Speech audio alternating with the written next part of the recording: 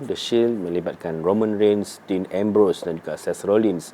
Mereka muncul di WWE pada Survivor Series 2012 dan menjadi antara faction yang digeruni lah kerana sering menyerang hendak lawan-lawan mereka dan mencipta momentum yang sangat menakjubkan lah pada waktu itu.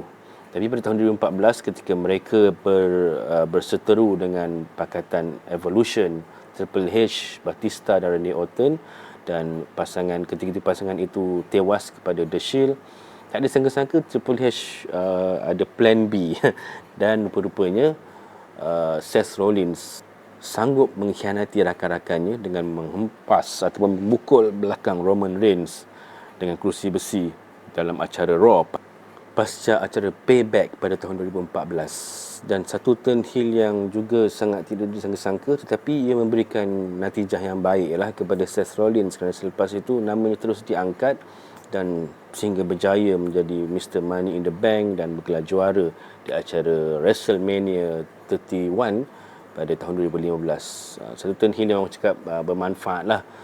Kerana kadang-kadang tak boleh nak stuck dalam satu stagnan punya storyline kan, jadi baik je tapi tak mau ke mana-mana pun tak guna juga. Kadang terpaksa jadi jahat sikit, dinakal sedikit untuk nak mengangkat ataupun nak memajukan diri sendiri kan. Jadi itulah yang berlaku pada acara Raw pada tahun 2014, Jun 2014. Seth Rollins mengkhianati Roman Reigns dan Dean Ambrose.